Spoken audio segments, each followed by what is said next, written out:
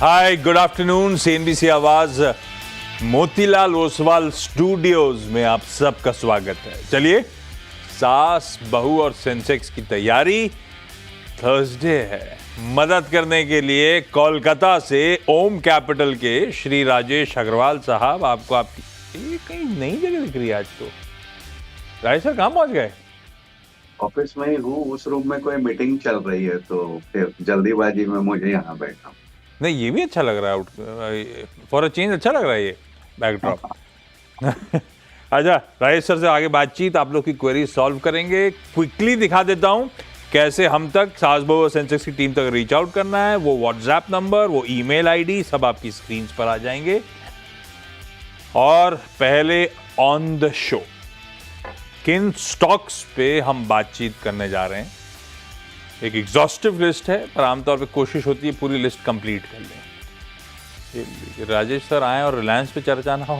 रिलायंस है, टाटा स्टील है, Edelweiss financials, K fintech. Plate flip करिएगा।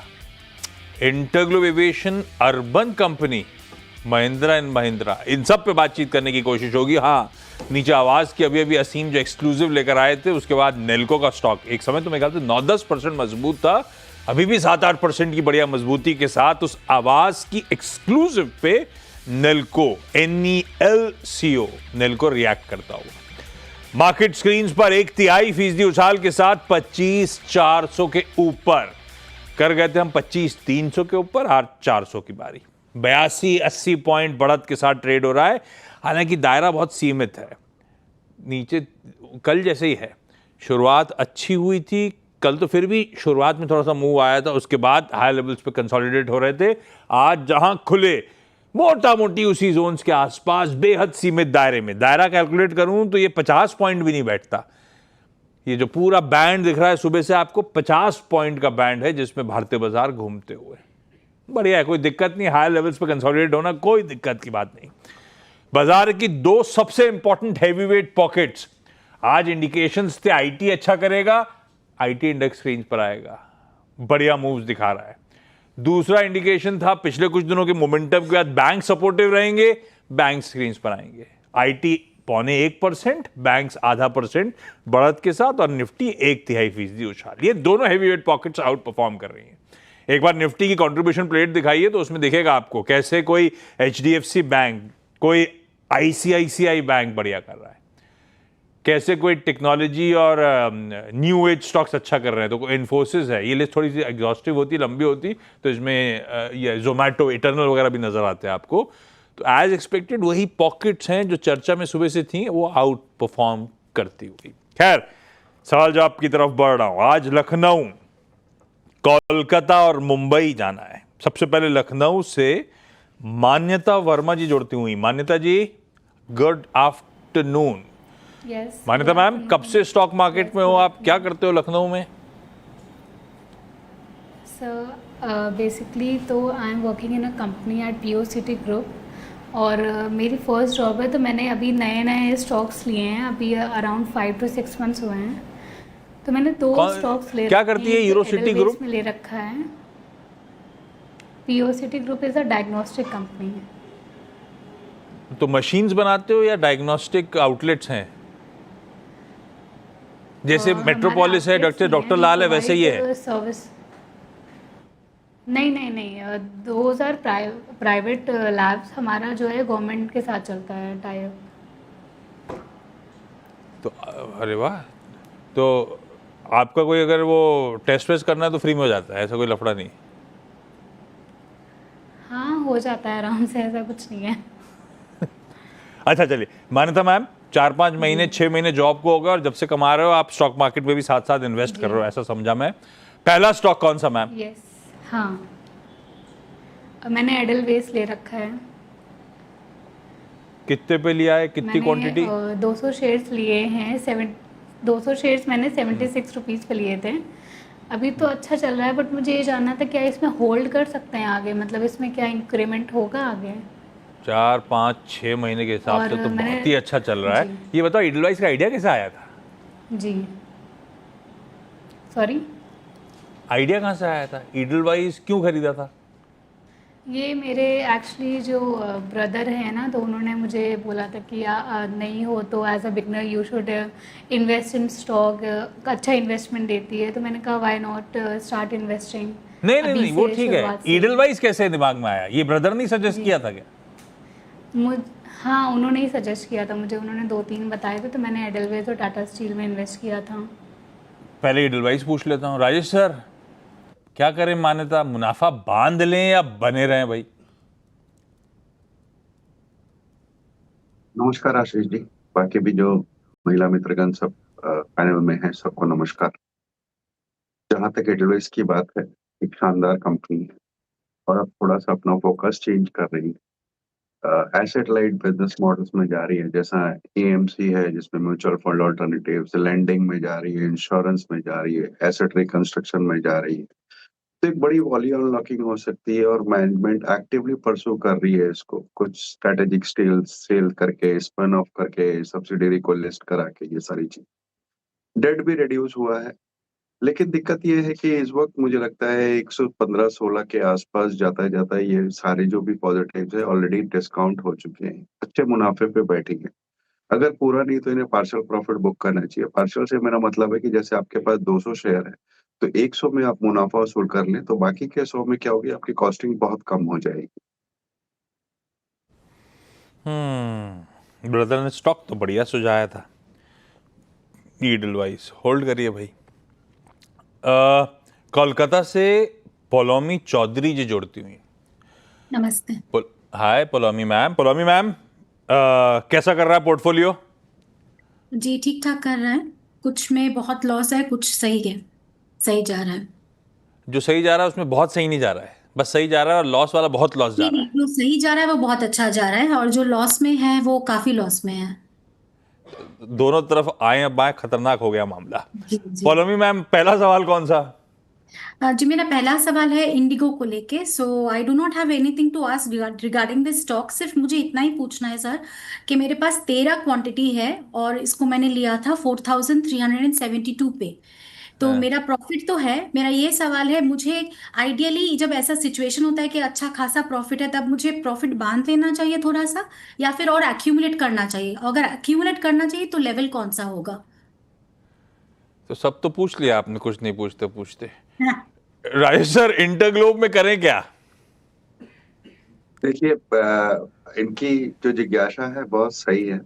पहले कंपनी पे आते हैं, तो अगर इंडियन एविएशन इंडस्ट्री देखेंगे तो शॉर्ट सप्लाई है और इस वजह से डिमांड बढ़ी हुई है, मार्जिन बढ़े हुए हैं, क्रूड बहुत दिनों से नीचे के लेवल्स पे है, वो भी इनको फायदा है। दूसरे ये बिजनेस क्लास और इंडिगो ब्लू वगैरह जो लॉयल्टी प्रोग्राम वगैरह चले हैं, उससे मार्जिन बेहतर आएगा। पहली तिमाही के नतीजे अच्छे थे।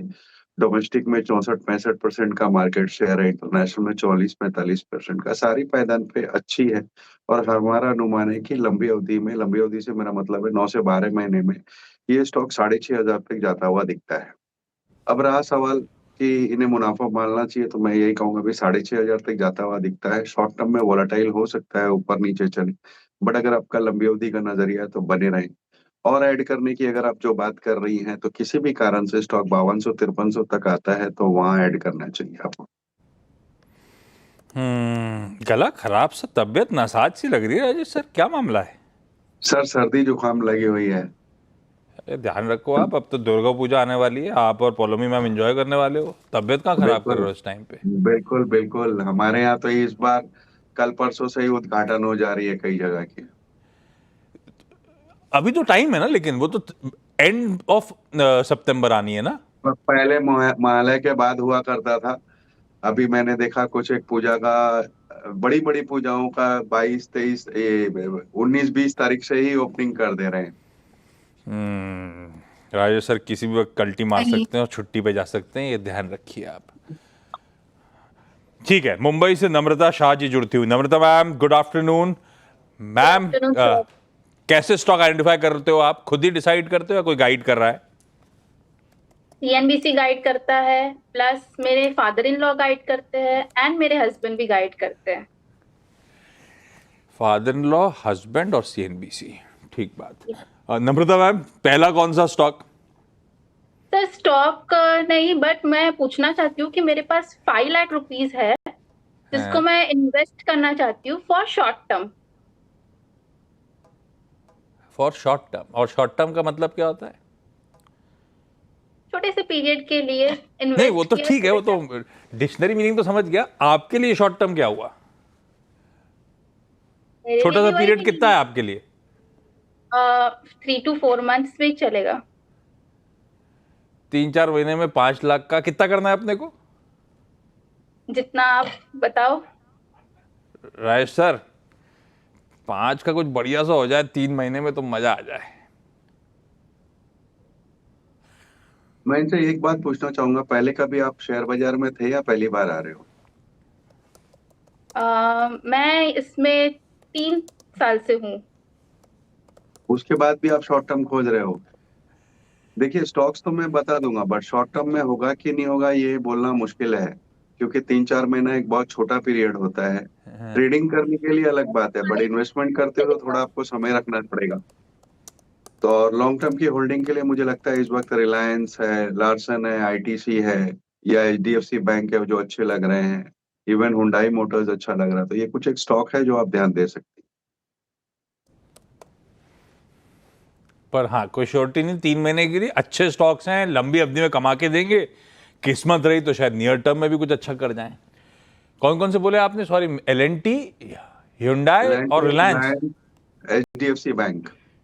HDFC bank. भाई रिलायंस की बात हुई, मैंने इसलिए मेरे को एकदम से हॉटबोर्ड दिखा, मैं मिस कर गया था। डिस्क्लेमर प्लीज रख दीजिएगा स्क्रीन पे। अच्छा, रिलायंस पे तो ऑलरेडी नम्रता जी के पास हैं, है ना नम्रता मैम? सवाल तो भेजा था आपने, पूछ कुछ और डाला। 140 शेयर्स है मेरे पास। बस तो फिर तो उसका जवाब आ ही गया। लॉन्ग टर्म के लिए अच्छा लग रहा है तो जो है वो तो रखना ही रखना है। मान्यता मैम, अगला सवाल। जी, मुझे ये पूछना था कि मैंने टाटा स्टील में 100 शेयर्स लिए हुए थे 152 की रेट पे। तो उसमें बहुत ही ज़्यादा फ्लक्चुएशन चल रहे थे। क्या वो इसमें मुझे होल्ड करना चाहिए या फिर क्या करना चाहिए, मतलब मुझे आगे फ्यूचर के लिए? क्योंकि मुझे भी 1 साल का मतलब मिड टर्म मैं देख रही हूँ कि कितना हो पाएगा इन्वेस्ट। ये आइडिया अभी भाई का था? जी। भाई तो बढ़िया सैलरी बढ़ा रहे हैं आपकी, मस्त। उधर भी एडवाइस भी बढ़िया था, टाटा स्टील भी बुरा नहीं है।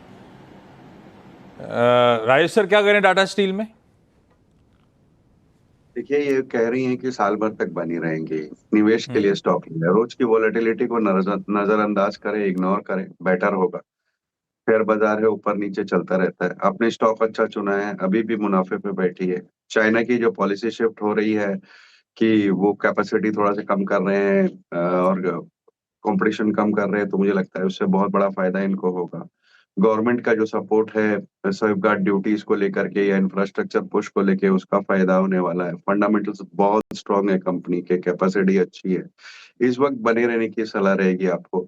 साल भर तक बने रहे, मेरे हिसाब से 190-95 तक ये स्टॉक जाता हुआ साल भर में दिखता है।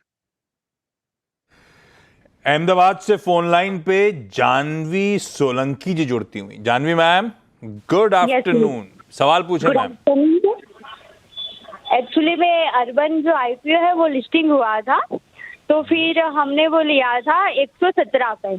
ठीक है, तो मतलब अभी वो होल्ड कर सकते हैं कि और बाई कर सकते हैं?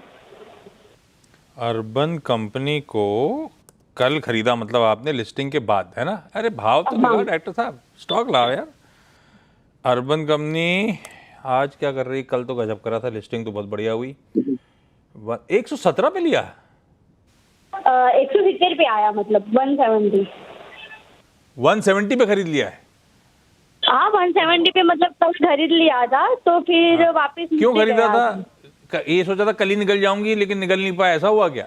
हाँ हाँ, कल सोचा था कि ऊपर जाएगा तो फिर मैं निकल जाऊंगी, पर नहीं निकल बेचारा पाई। 60% तो ऊपर गया था, आपने उसके ऊपर खरीद लिया कि और ऊपर जाएगा, मामला गड़बड़ा गया। अब एकदम, अब तो 170 का माल रखा हुआ है। राजेश सर, वैसे अभी अच्छा रखा हुआ आईपीओ, है। अच्छी लिस्टिंग हुई, एट 170 समीकरण बैठ कैसे रहे? अब मैं फंस गया हूं, निकल जाऊं क्या, छोड़ूं? 1-2 रुपए नीचे है, या फिर बने रहूं? देखिए, अगर कंपनी की बात की जाए तो मुझे याद है अपने केवाईसी में भी इसकी बात करी थी। और आज भी मैं कह रहा हूँ कि कंपनी ने FY25 में बहुत अच्छी ग्रोथ दिखाई थी।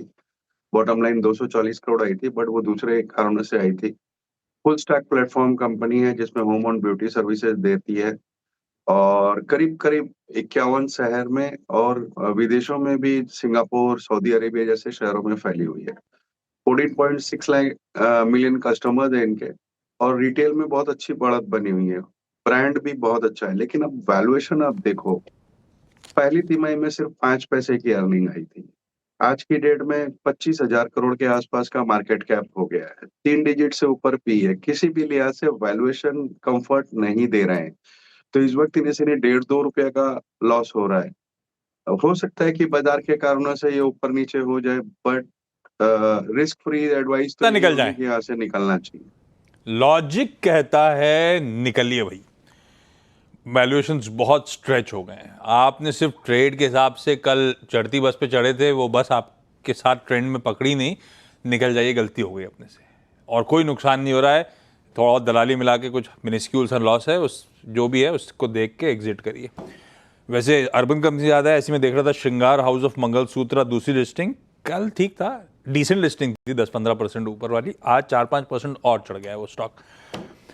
मान्यता जी, पोलोमी मैम, नम्रता जी, जानवी जी, आप सबका धन्यवाद। वही जरा स्टिंग प्ले आउट करिए एसबीएस स्टॉक पिक की। राजेश सर, कुछ आपने वो जवाब देते थे, अपने पसंदीदा दिग्गज स्टॉक्स तो हाईलाइट कर रहे थे, लेकिन आज की पिक कौन सी? आई एम अज्यूमिंग उसके बाहर की कोई है। आशीष जी, उसके बाहर की नहीं है, उसके अंदर की ही है और हाँ। इसे मैंने कई बार एसबीएस में भी और चार का चौका जो कमाई का अड्डा में आता है उसमें भी दे रखी। मैं रिपीट करना चाहूंगा क्योंकि अभी भी बहुत अच्छी लग रही है। हुंडई मोटर, अगर आप देखें तो इनके गाड़ियों का पोर्टफोलियो है जो बहुत डाइवर्सिफाई है। एंट्री लेवल से लेकर के प्रीमियम गाड़ी तक सारी इसमें है। कैपेसिटी एक्सपेंशन कर रहे हैं और एक्सपोर्ट मार्केट को बहुत एग्रेसिवली टारगेट कर रहे हैं। जनरल मोटर का तालेगांव का प्लांट इन्होंने ले लिया, जिससे इनकी कैपेसिटी 8 लाख से 10.7 लाख हो जाएगी FY29 तक। 32,500 का कैपेक्स कर रहे हैं जो कि टोटली इंटरनल एक्विरल से होगा। पहली तिमाही के नतीजे बहुत अच्छे आए थे बावजूद दुनिया भर के डिस्काउंट देने के, और अब जो जीएसटी कट वगैरह हुआ है उससे इन्हें अतिरिक्त मुनाफा होगा। 26 नए प्रोडक्ट्स लॉन्च कर रहे हैं FY30 तक। तो सारे पायदान पर बहुत खरी उतरती है। वैल्यूएशंस अभी भी अच्छे हैं, चूंकि ऑलरेडी कुछ बढ़ गया है, लेकिन फिर भी अच्छे हैं। मैं समझता हूँ यहाँ पे खरीदारी करनी चाहिए। Hyundai मोटर्स है आज का प्रेफर। मैं फालतू जंप कर गया था कि उन चार के बाहर का कोई होगा, उन चार के बाहर का नहीं, Hyundai मोटर्स ही उनमें से एक पिक है जो पसंद आ रही है। एक रिलीज कल है, वो जॉली LLB 3। पहली अरशद वारसी की थी, सबसे अच्छी वही थी, दूसरी अक्षय कुमार की थी, तीसरी दोनों की है। पर ऐसा लग रहा है जबरदस्ती बना दी है। ट्रेलर में तो वैसा मज़ा नहीं आ रहा है, फ्रेंचाइजी का फ़ायदा उठाने की बात हो रही है। दूसरा एक आज से ना, वो पता नहीं क्या नाम है, अगर सिर्फ एस्ट्रिक हटा दूँ तो है तो बैड्स ऑफ बॉलीवुड, ये आज रिलीज़ हुई है। ये क्या राजेश सर, क्या है ये? आर्यन खान ने प्रोड्यूस करी है, शाहरुख खान के बेटे ने डायरेक्ट की है, सॉरी, वो तो ठीक है। ये क्या हर हफ्ते एक एपिसोड रिलीज करने वाले वैसा वाला मामला है क्या? क्योंकि ऑलरेडी एक एपिसोड रिलीज हो गया और तारीफ तो आ रही है, मैं नेट पे देख रहा था। ये बिल्कुल सही कहा आपने कि ये कुछ डिले करके रिलीज कर रहे हैं। ये एक नई तरीके की टैक्टिक चल रही है OTT पे। हाँ। तो कई बार ये थोड़ा सा इरिटेटिंग भी हो जाती है क्योंकि आपको वेट करना पड़ता है। तो कई लोग उस समय हाथ के हाथ देखते नहीं है, बाद में जब सारी आती है तो देखते हैं। खास मैं तो ऐसा ही करता हूँ। मैं भी ऐसे तो ही करता हूँ। जब सारी आ जाती हैं तभी देखता हूँ, क्योंकि फिर वो उतना वेट होता नहीं है। तो इस वजह से वैसे रशेस बहुत अच्छे हैं, कुछ स्टार कास्ट भी बहुत अच्छी लग रही है, और आर्यन खान ने बनाया है, शाहरुख खान के बैनर के तले है। ओके। तो एक बार देखना तो बिल्कुल बनता है। हाँ, मैं भी सारी आने के बाद ही मज़ा है। मैंने तो वो क्या नाम था उसका, मैं भूल जाता हूँ नाम। वैसे सचिन ने एक रिकमेंड करी है, मराठी है दशावतार, वो कह रहे थे देखिएगा ज़रूर। तो मैं उसका ट्रेलर देख रहा था, बहुत इंटरेस्टिंग ट्रेलर है। आप भी राजेश सर हुआ तो पता नहीं कोलकाता में लगी ही नहीं लगी है, लेकिन दशावतार बहुत। और फिर उसके बाद मैंने जितने लोगों से पूछा सब कह रहे हैं जिन्होंने देखी है कि क्लास मूवी है। खैर वो एक रिकमेंडेशन हो गई, एक बार देख लूं तो आपके साथ सबके साथ बातचीत करूंगा कैसा लगा। ब्रेक का समय। Rajesh sir thank you so much जुड़ने के लिए। कावा सर का फोन वॉइस मेल पे जा रहा है, रिस्क है पर मैं कहीं ना कहीं से ढूंढ लाऊंगा उनको। कल चाचा भतीजा निफ्टी होगा 12:30 बजे। हमारी अगली मुलाकात अब 1:30 बजे 1:27 पे KYC में होगी। नेवली लिग्नाइट कॉर्पोरेशन, पहले जिसका नाम था अब तो NLC इंडिया है, उसके CMD साहब होंगे हमारे साथ। नमस्कार।